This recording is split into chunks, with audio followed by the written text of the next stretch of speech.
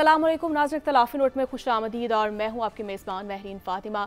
तो नाज़रीन, ज़िमनी इंतख़ाबात का शेड्यूल आ चुका है। इलेक्शन कमीशन के मुताबिक कौमी और सूबाई असम्बली की 23 नशस्तों पर 21 अप्रैल को ज़िमनी इंतख़ाबात होने जा रहे हैं। तो वहीं दूसरी जानिब अगर बात की जाए तो पाकिस्तान तहरीक इंसाफ के इंट्रा पार्टी इंतख़ाबात को हुए 2 हफ्ते होने को है, लेकिन इलेक्शन कमीशन के यहाँ मकबूलियत होगी या नहीं और इलेक्शन कमीशन क्या सोच रहा है, सिर्फ अपने पैनलिस्ट की हम राय भी जानेंगे। हसन साहब, आपसे प्रोग्राम का आगाज़ करूँगी। पाकिस्तान तहरीक इंसाफ ने इंट्रा पार्टी इंतखाबात करवा लिए हैं, क्या देख रहे हैं आप? इलेक्शन कमीशन के मुताबिक जो है क्या कानूनी तौर पर कबूल हो जाएंगे और क्या मजीद देख रहे हैं, क्या मजीद मुश्किलात हो सकती हैं? देखें, इलेक्शन कमीशन ऑफ पाकिस्तान का अगर माजी का रवैया देखा जाए तो ऐसा लगता है कि शायद ये मामलात को किसी तरीके से लमकाएंगे, लटकाएंगे, ताकि किसी भी तरह से जो है वो ज़िमनी इंतखाबात में पाकिस्तान तहरीक इंसाफ जो है वो शिरकत ना कर सके, उनको निशान ना मिल सके। लग तो यही रहा है जो अब तक सिचुएशन बनी है। अदरवाइज़ सुन्नी इत्तेहाद कौंसिल का ही प्लेटफार्म इनके लिए दस्तयाब होगा और उसी के मुताबिक ही इनको ज़िमनी इंतखाबात में पाकिस्तान तहरीक इंसाफ के जो उम्मीदवार होंगे वो सुन्नी इत्तेहाद कौंसिल के ही प्लेटफार्म से उतरेंगे।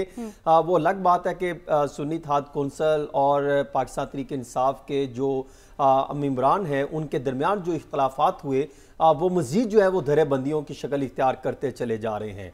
अब देखना यह है कि यह मामला किस हद तक पाकिस्तान तहरीक इंसाफ के कायद उनके बानी इस मामला को बेहतर बनाने के लिए इकदाम करते हैं। लेकिन ये कहना कि सारे मामलात आज ये इन्होंने इलेक्शन करवा लिए और इलेक्शन कमीशन ऑफ पाकिस्तान उनको फौरी तौर पर जो है वो ये कह देगा कि हाँ हमने आपके ये इलेक्शन मंजूर कर लिए, उस पर तो एक जहाँ तक मेरी इतलात ये है कि शायद उस पर अभी उन्होंने किसी ने चैलेंज भी कर रखे हैं कि जिस पर इलेक्शन कमीशन ऑफ पाकिस्तान मामला कब फैसला सुनाता है इसमें तो मामला चलेंगे ये, क्योंकि जितनी इनकी माजी की गलतियां थी वो करते करते ये भी इनमें चीज़ है कि अब ये इस मामले को किस हद तक बेहतर बनाने में कामयाब हो सकते हैं। ये इनके लिए एक चैलेंज होगा कि ज़िमनी इंतखाबात में कैसे उतरते हैं। लेकिन इन्हीं के मद्दे मुकाबिल जो जमात इंतखाबात में हिस्सा लेने जा रही है, जिसको आप ये कह सकते हैं कि पाकिस्तान मुस्लिम लीग नून, उन्होंने ज़िमनी इंतखाबात को लेकर, क्योंकि आपने शुरू में ज़िमनी इंतखाब का मामला शुरू किया, लिंक किया, तो मैं ये चाह रहा था कि उसका भी मामला सामने रखूं। मुस्लिम लीग नून के अंदर जो ग्रुप बंदी थी वो संगीनी सिचुएशन इख्तियार कर गई है। मेरी मालूमात के मुताबिक कि नवाज शरीफ साहब और शहबाज शरीफ साहब का जो धरा था, जो इसहाक डार साहब जब इन्होंने सिलेक्शन की थी और टिकट की तकसीम की थी इंटरव्यू से लेके, उसके दरमियान शहबाज शरीफ के ग्रुप को मुकम्मल नजरअंदाज किया गया। अब वो चाहते हैं कि शहबाज शरीफ ग्रुप के अफराद को जो है ज़िमनी इंतखाबात में उतारा जाए और वो इंतखाब लड़े, लेकिन वो अब इंतखाब नहीं लड़ना चाहते। उन्होंने माजरत किया और उसके साथ साथ ये भी मैं आपको बताऊं कि कल बजट पंजाब असम्बली में पेश होने जा रहा है 3 माह का। उसके अंदर उन्होंने एक ये जो तरक्याती बजट है, लगभग 280 या 380 अरब रुपए का बजट है, उसमें जो ज़िमनी इंतखाबात में जो कुछ हल्के हैं उन हल्कों के लिए 2 अरब और 1 अरब रुपए के डेवलपमेंट फंड्स रखे गए हैं। ये कल बजट पेश होगा और मेरी इतला ये है कि उसमें सारा बजट एक नहीं होगा कि इस हल्के के लिए फॉर एग्जांपल N130 है, N119 है, मरियम नवाज शरीफ ने जो हल्का छोड़ा था, या शहबाज शरीफ साहब ने जो कसूर का हल्का छोड़ा है। हाँ, उसमें यह होगा कि इनमें कुछ फंड जो है तरक्याती स्कीमें हाउसिंग में डाली गई हैं, कुछ लोकल गवर्नमेंट में डाल दी गई हैं, कुछ CNW के डिपार्टमेंट में डाली गई हैं, यूं करके उनके प्रोजेक्ट शामिल किए गए हैं ताकि वहां पर। अच्छा, दूसरा भी सवाल उठता है कि वो क्यों अफराद वो जो ज़िमनी इंतखाबात में हिस्सा नहीं लेना चाहते। देखिए, वो 2 वजूहात बताते हैं। वो कहते हैं जब माजी में हमने अपने हल्के बनाए, आपने नजरअंदाज किए, माजी में आपने हमें मुकम्मल तौर पे साइडलाइन किया और आपने उन अफराद को चेहरों को आगे लेकर आए जिनका जो पार्टी टिकट नहीं बनता था। नंबर 2, दूसरा वो ये कहते हैं कि संगीन मुआशी हालात हैं, चैलेंजेस हैं, दूसरी तरफ आप टफ टाइम दे रहे हो अपोजिशन को, और ग्राउंड रियलिटीज ये है कि जब 8 फरवरी के इंतखाबात हुए तो अवाम ने उनको सपोर्ट किया। अब अगर हम जाते हैं तो अवाम हमें भी सपोर्ट नहीं करती, उनके खिलाफ भी हालात काफी तंग हैं, तो फिर हम किस सिचुएशन में स्टैंड करेंगे?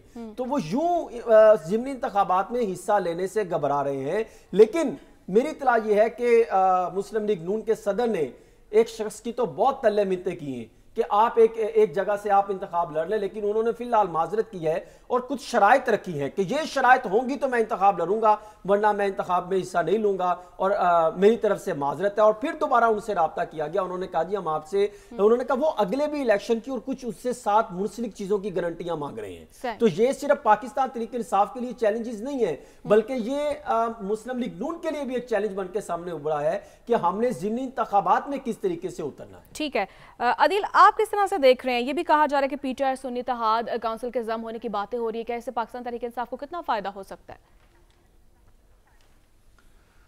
देखें, ये तो जम होने के हवाले से कोई ऐसा कोई नज़ीर या कोई तरीक़ाकार, और इवन जो इलेक्शन कमीशन हुकाम से हमारी बात हुई है वो कह रहे हैं कि ये जम तो नहीं हो सकती। हालांकि जब ये पाकिस्तान तहरीक इंसाफ ने फैसला किया था तो इनकी लीगल टीम ने इनको कहानी यही सुनाई थी कि ये जी जम हो जाएगी। हालांकि अब उनके कुछ लोग कह रहे हैं कि ये डिसीजन गलत था, कुछ कह रहे हैं जी कि सुन्नी इत्तेहाद काउंसिल ज्वाइन करने का डिसीजन कैलकुलेटेड था और बिल्कुल ठीक था।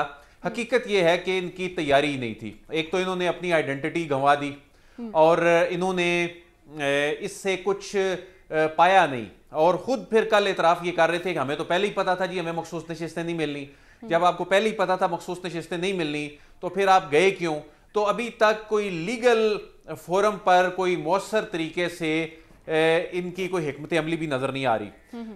बहरहाल अब आगे जो ज़िमनी इलेक्शन है, ज़िमनी इलेक्शन में अब सवाल ये है कि क्या ये बल्ले के निशान पे इलेक्शन लड़ सकेंगे या नहीं।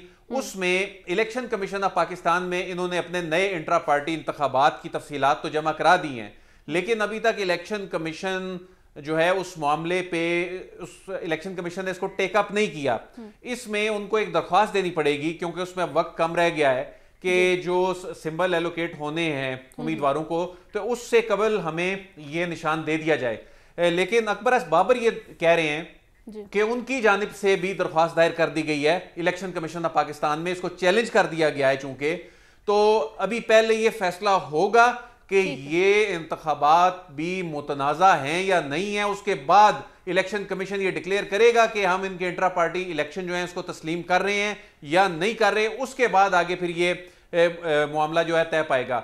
बहरहाल आगे तो सेनेट इलेक्शन में भी, जो सेनेट इलेक्शन की सूरत हाल है उसमें भी पाकिस्तान तहरीक इंसाफ की जो अंदरूनी इख्तलाफात हैं, ऐसे लग रहा है कि पंजाब में और खैबर पख्तूनख्वा में इनकी जितनी नशिस्तें बनती हैं वो नशिस्तें शायद ये नहीं निकाल पाएंगे।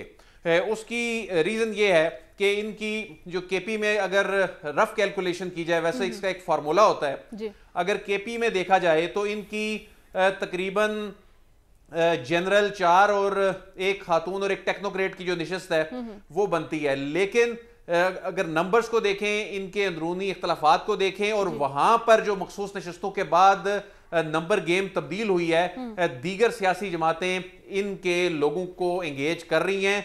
इनके साथ खैबर पख्तूनख्वा में जो पोलिंग हो रही होगी सेनेट इलेक्शन के हवाले से, इनके साथ हाथ हो सकता है। और पंजाब में तो ज्यादा बुरी सूरत हाल है।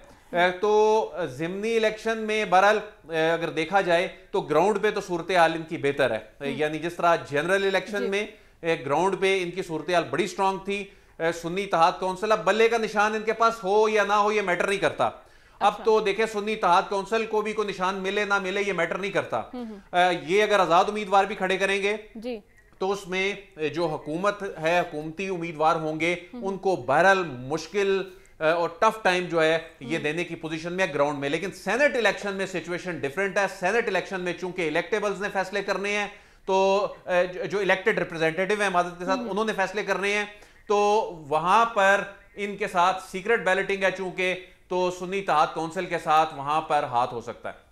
ठीक है, हाथ हो सकता है। साहब, जिस तरह से आदिल साहब कह रहे हैं कि अकबर एस बाबर ने एक बार फिर से दरख्वास्त दे दी है, तो क्या ज़िमनी इंतखाबात में तहरीक इंसाफ जो है वो एक निशान पर जो है इलेक्शन लड़ सकेगी? कोई ऐसी देख रहे हैं, कोई सूरत हाल निकलती हुई दिखाई दे रही है आपको? देखिए, मैं एक पाकिस्तान का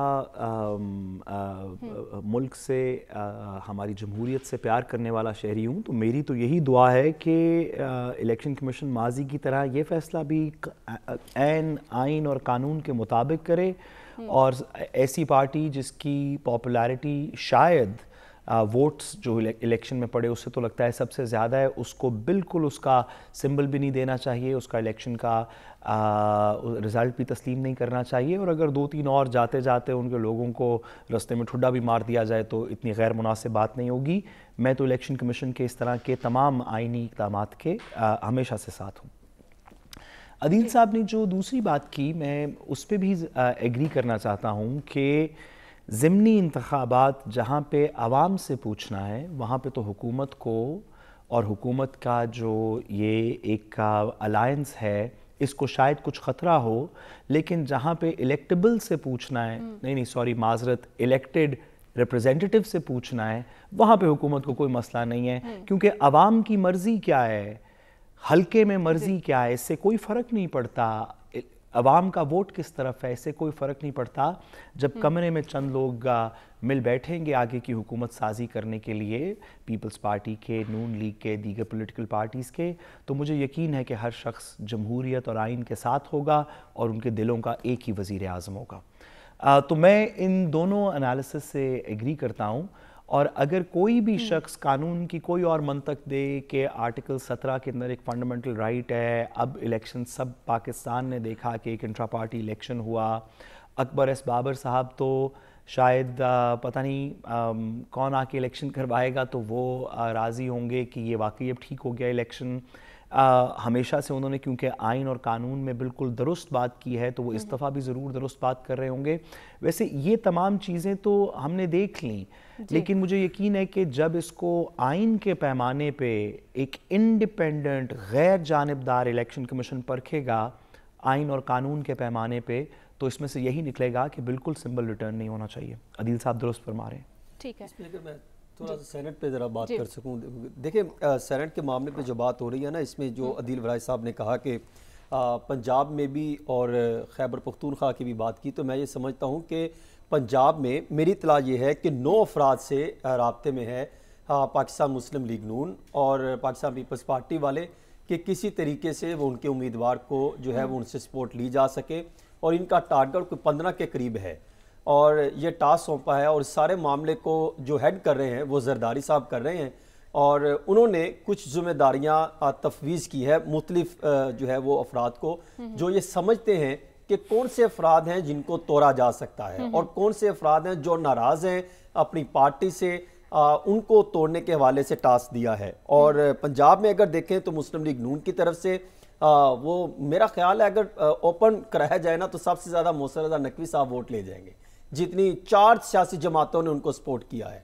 मुस्लिम लीग नून, पाकिस्तान पीपल्स पार्टी, मुस्लिम लिकाफ और IPP, 4 सियासी जमातों में पहली दफ़ा मैंने देखा है कि 4 सियासी जमातें एक शख्स को सपोर्ट कर रही हैं, तजवीज़ कुनिंदा भी हैं, तायद कुनिंदा भी हैं और वो भरपूर तरीके से उनकी सपोर्ट भी करेंगी। दूसरा, औरंगजेब साहब जीतेंगे, परवेज़ रशीद साहब, बहादुर चीमा, तलाल चौधरी साहब, और जो सुन्नी इत्तेहाद कौंसिल के प्लेटफॉर्म से पंजाब में जो मैंने अब तक की तमाम फैक्ट्स एंड फिगर की अगर कुछ कोशिश कर भी नहीं तो लगभग 2 सीटें वो निकाल के लेके जा सकते हैं, जिसमें हामिद खान और जुल्फी बुखारी शायद वो पोजीशन ले जाए और अनुशे रहमान नून लीग से है वो ले जाएंगी। लेकिन खैबर पख्तूनख्वा की सिचुएशन बड़ी दिलचस्प हो चुकी है।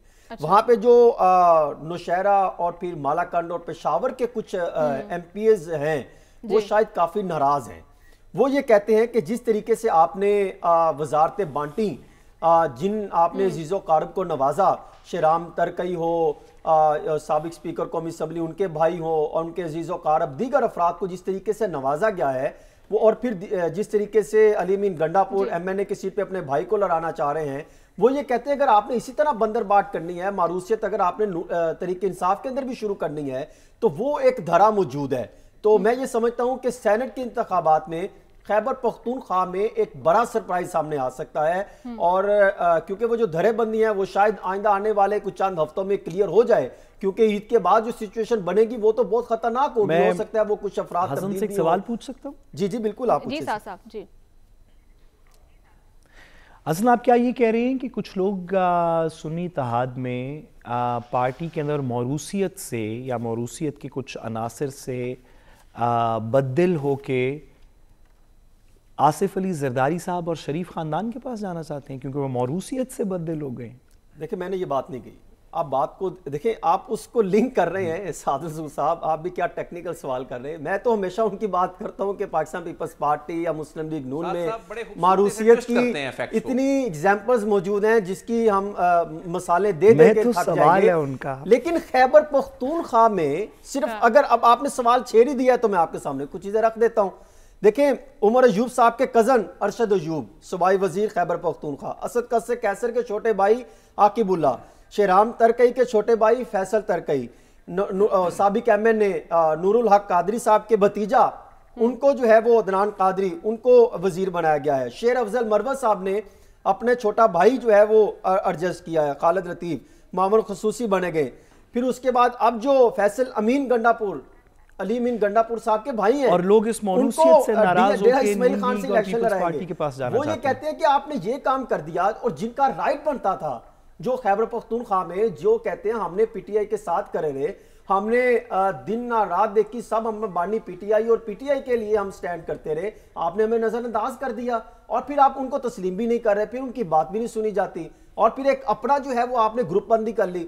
तो यूं अगर देखा जाए तो वहां पर जो ग्रुप है वो या तो वो बात दुरुस्त है, अभी फैसल वाडा साहब भी ये बातें करते हैं कि लिविन गंडापुर से के लिए सख्त जो है वो दिन आने वाले ईद के बाद, तो मेरे ख्याल में वो ये धरा भी बड़ा इंपॉर्टेंट होगा। और फिर जब यहाँ पे आपको पता है सादुल साहब, मैं आपको ये भी खबर दे रहा हूँ कि एक बड़े पैमाने पर खैबर पख्तूनख्वा में ऑपरेशन भी स्टार्ट होना है ईद के बाद। अब वो किस एंगल में होगा, उसके लिए FIA भी एक्टिव हो रही है, उसमें भी काफी पोजीशन संभाली जा रही हैं, और उसके साथ साथ कुछ और जगहों पर भी जो है वो जिम्मेदारियां तफवीज की जा रही हैं। मेरी इतला अब तक के मुताबिक है कि वहां पे काफी तैयारी हो रही है, तो वो भी देखेंगे सिचुएशन फिर क्या बनती है। लेकिन उसमें फिर 9 मई वाला, चाहे किस चीज का चीफ मिनिस्टर हो या ना हो, कोई डायरेक्शन देने वाला हो या ना हो, चाहे वो सानिया 9 मई में आए, चाहे वो उससे लिंक करते हुए जितने भी अफराद हों, उनके खिलाफ घेरा तंग तो होगा। ठीक है हसन साहब। आदिल साहब, जिस तरह से हसन साहब नवाजने की बातें करें, तो हम माजी में भी इस तरह की हम बातें सुनते रहे हैं, लेकिन इस बार आपको पता है आज़ाद उम्मीदवार भी हैं, फिर क्या देख रहे हैं, कोई बड़ा सरप्राइज मिल सकता है हमें सेनेट इलेक्शन में?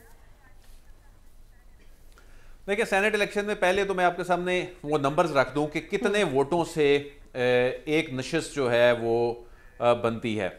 हम पंजाब की अगर बात करें तो पंजाब में 53 वोट जब पंजाब असम्बली में डलते हैं ना, तो एक जनरल नशिस्त, 7 जनरल नशिस्तें हैं कुल, हर 3 साल बाद 7 जनरल नशिस्तों पे, 2 टेक्नोक्रेट पे होता है और 2 जो खवातीन के, और 2 असम्बलियों में एक जो अकलियती नशिस्त पे, इस मरतबा पंजाब और सिंध में हो रहा है। तो 53 वोट डलेंगे तो एक सेनेटर बनेगा पंजाब में, 185 वोट डलेंगे तो एक टेक्नोक्रेट, इसी तरह ही एक खातून का भी इतना ही नंबर है पंजाब के। केपी में 20 वोटों से एक सेनेटर बनता है, 72 वोटों से एक टेक्नोक्रेट, यानी 20 वोटों से एक सेनेटर जनरल नशिस्त पे बनता है, और 72 वोटों से एक टेक्नोक्रेट जो है वो सेनेटर मुंतखब होता है। इसी तरह 72 पे एक खातून जो है वो मुंतखब होती है। इसी तरह सिंध में 24 वोटों से 24 MPs वोट कास्ट करते हैं तो एक सेनेटर मुंतखब होता है जनरल नशिस्त पे, और 84 टेक्नोक्रेट और खवातीन पे जब वो वोट करते हैं तो एक सेनेटर बनता है। बलूचिस्तान में सबसे कम वोट दरकार होते हैं, और इससे पहले फाटा में बड़े कम वोट दरकार होते थे, तो वो ये दोनों जो कॉन्स्टिट्यूएंसीज होती थी ये सबसे ज्यादा दिलचस्पी की हामिल होती थी। तो अभी बलूचिस्तान में 9 वोटों से जनरल नशिस्त पे और 32 वोटों से जो है वो बाकी जो टेक्नोक्रेट और जो खवातीन की जो नशिस्त है वहां पर सेनेटर बनता है।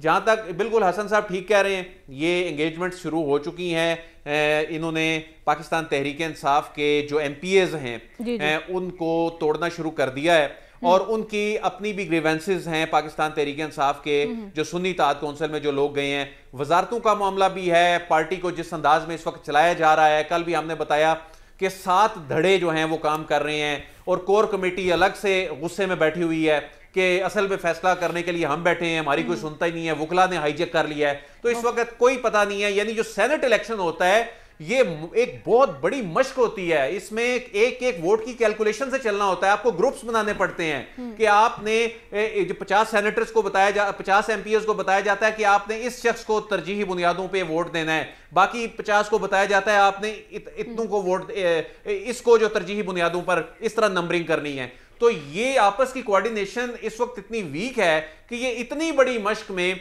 जो हसन साहब कह रहे हैं कि जरदारी साहब को ये टास्क दे दिया गया है, तो जरदारी साहब जो हैं वो यकीनन बड़ा सरप्राइज जो है वो सेनेट इलेक्शन में दे सकते हैं। मजेदार हो सकता है ना, जिस आप बता रहे 53 का ग्रुप तैयार करेंगे, ये कहेंगे जाएं आप वोट कास्ट करके आए, हो सकता है वो खुफिया राय शुमारी है, ठीक है, वो 53 में से वो कोई 8-10 मूव हो जाए। साथ साहब को भी कमेंट है। साथ साहब, जिस तरह से सनम जावेद और यास्मीन राशिद और दीगर और भी चेहरे हैं जिनको सेनेट के टिकट्स दिए गए हैं, क्या लग रहा है आपको पाकिस्तान तहरीक इंसाफ कामयाब हो पाएगी?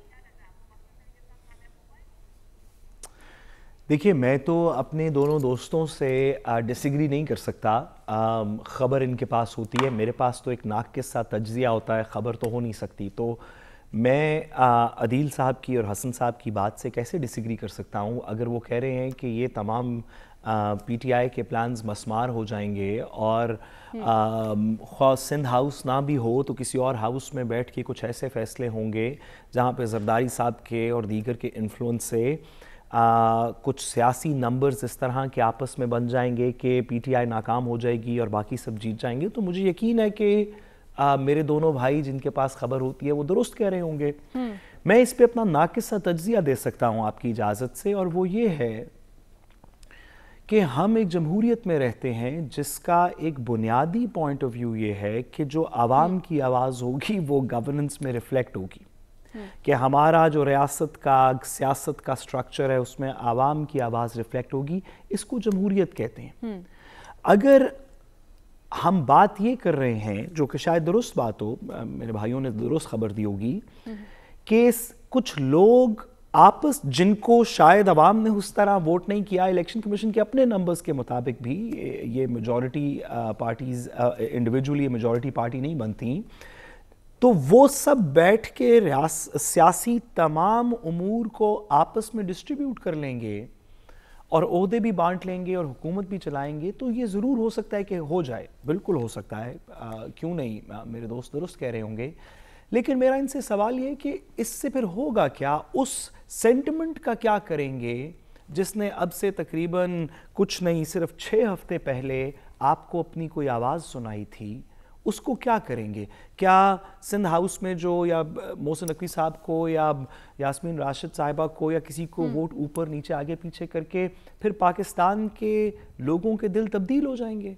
फिर ये मसला ख़त्म हो जाएगा, फिर कोई सियासी प्रॉब्लम नहीं रहेगी, फिर सारे पहिए हुकूमत के चलते रहेंगे, दवाम में जमहूरी सलूट मारते? कैसे होगा अदील साहब? क्या करेंगे? इसके बाद क्या होगा? चलें सब बैठ के एक पार्टी को सेनेट से खत्म कर दिया। जी अदिल साहब, जी मैंने ब्रेक की जानिब आपको याद होगा कि उस वक्त सुप्रीम कोर्ट से एक राय भी ली गई थी कि ये जो सेनेट इलेक्शन है ना, ये भी शो ऑफ हैंड के जरिए कराए जाएं, और इसमें इलेक्शन कमीशन में ये कहा गया था कि एक बार कोड लगा दिया जाए ताकि वो ट्रेसेबल हो, इसमें पैसा चलता है। लेकिन उस वक्त इलेक्शन कमीशन ऑफ पाकिस्तान ने इस तजवीज़ को नहीं माना था और इस पे इलेक्शन कमीशन की कोर्ट में चूंकि गेंद फेंक दी थी। आज वो बार कोड और वो तमाम ट्रेसेबल, अगर इसको मैकेनिज्म इसका बनाया जाता तो आज ये हॉर्स ट्रेडिंग और ये खरीदो फरोख्त बिल्कुल, अब इस मरतबा का जो सेनेट इलेक्शन है इसमें ऐसे लग रहा है कि खरीदो फरोख्त की जो मंडी है वो माजी के निस्बत सबसे पीक पे होगी। जी ठीक है, पीक पर होगी। ठीक है, मुझे ब्रेक की जाने पड़ना है नाज़रीन, और ब्रेक के बाद हम बात करेंगे IMF और पाकिस्तान के दरमियान कल आखिरी जायजा मुज़ाकरात खत्म हो जाएंगे, मजीद क्या सूरत हाल बनने जा रही है इसी पर बात करेंगे एक छोटी सी ब्रेक के बाद। Stay with us.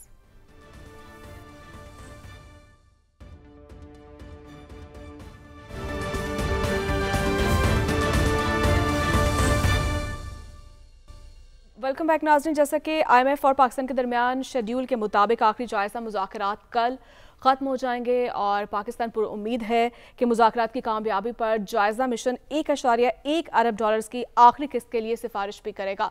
अदिल साहब, जिस तरह से पहले भी हमने देखा कि गुज़श्ता IMF प्रोग्राम जो है वो 24 हो चुके हैं, 25वां होने जा रहा है, तो क्यों अब तक जो पाकिस्तान की मुआशी जो सिमत दुरुस्त नहीं हो सकी है और मज़ीद आप क्या इम्कानात देख रहे हैं? देखिए, IMF जो डिमांड करता है ना हर मरतबा, हम बुनियादी तौर पे हमारी तरफ से जो हमारा जो तर्ज अमल है, हमारा जो रवैया है, उसकी वजह से चीज़ें ठीक नहीं होती।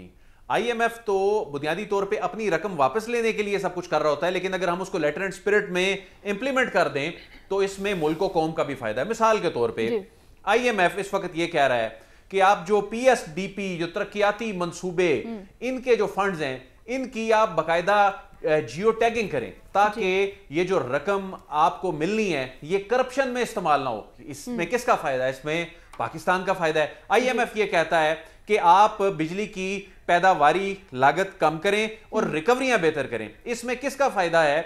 जिसमें इसमें फायदा है जो बिजली का बिल दे रहे हैं उनका फायदा, जो चोरी कर रहे हैं उनका फायदा नहीं है। फिर आईएमएफ जो है वो ये कह रहा है, एनएफसी अवार्ड पे इस मरतबा बात हो रही है, इसमें जाहिर है पाकिस्तान पीपल्स पार्टी इसमें सबसे बड़ी उसकी मुजाहमत सामने आती है, कुछ और सियासी जमातें भी इस पर बात करती हैं, लेकिन बहुत सी ऐसी चीजें हैं जो सूबों के शेयर के हवाले से उनमें उनको रिस्ट्रक्चर करने की जरूरत है। और आईएमएफ अगर ये वाकई बहुत सी चीजें करवा ले तो इसमें हमारा फायदा ही है। मसला ये है कि हम आर्जी बुनियादों पर काम करते हैं और आईएमएफ के प्रोग्रामों को माजी में अधूरा छोड़ते आए हैं। हम आईएमएफ के साथ की हुई कमिटमेंट पूरी नहीं करते और उसके बाद फिर हम कहते हैं कि ये आईएमएफ वाले ही लुटेरे हैं। भाई हम उनसे मांग रहे हैं कि हमारे पास डॉलर नहीं है, हमें डॉलर दें, हमें उस सर्टिफिकेशन की जरूरत है ताकि हम दूसरे मुल्कों से भी ले सकें। इससे पहले सिचुएशन डिफरेंट होती थी, आईएमएफ से हम कर्जा ले लेते थे और उसके बाद उस वक्त के बाद कमिटमेंट जो की होती थी उसको पूरा नहीं करते थे।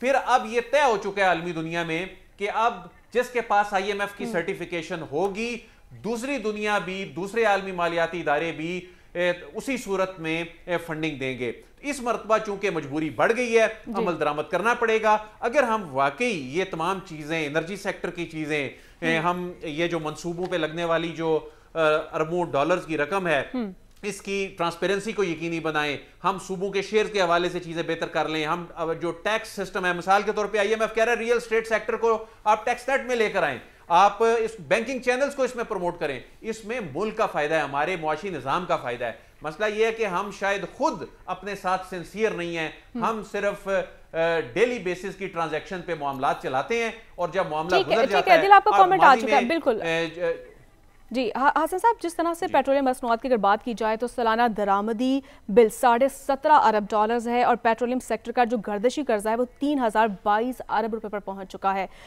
तवानाई जो सेक्टर है मशीयत की जड़ों को वो खोखला कर रहा है, क्यों हुकूमत के पास कोई मुतबादिल जो प्लान है नहीं है?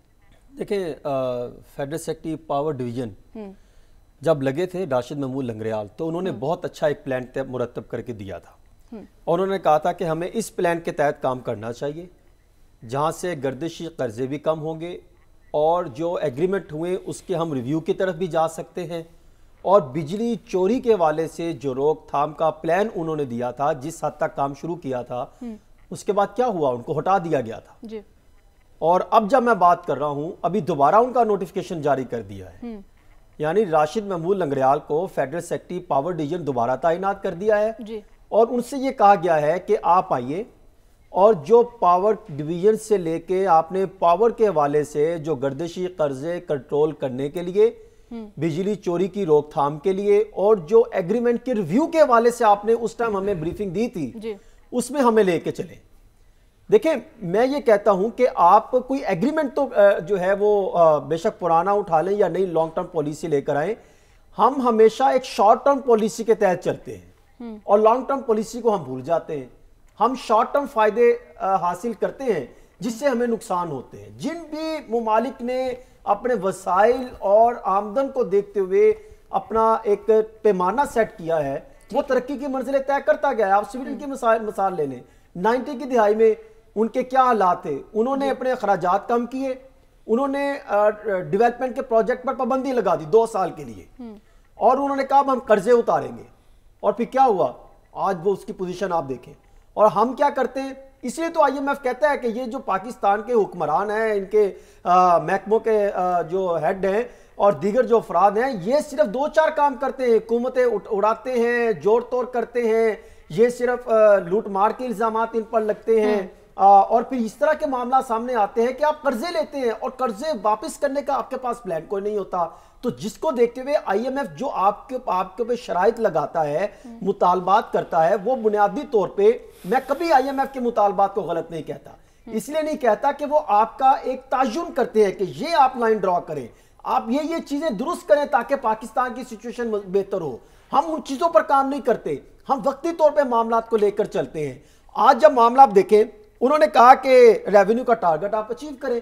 अब ये रेवेन्यू का टारगेट जिन चीजों से बेहतर होना उसको नहीं ठीक करते, ये मजीद टैक्स ऐड करना शुरू कर देते हैं। ये कहते हैं यही बात है ना, आवाम के लिए रिलीफ भी तो होना चाहिए ना, यही तो सबसे बड़ा मसला है। यही मैं इसी चीज की तो बात कर रहा हूं कि आईएमएफ जो डायरेक्शन देती है वो ये नहीं कहता आईएमएफ कि आप गरीबों पर बोझ डाल दें, वो तो कहता है कि जो शराफिया को आप सब्सिडी ठीक है हसन साहब, मुझे ब्रेक की जाने बढ़ना है। जी ब्रेक की जाने मुझे बढ़ना है। कि सरकारी अफसरान को मुराद और सहूलियात मिलती, वो खत्म करे, क्यों नहीं ये खत्म करते? ठीक है हसन साहब, मुआशी इशारी क्या कहते हैं इस पर हम बात करेंगे नाज़रीन एक छोटी सी ब्रेक के बाद।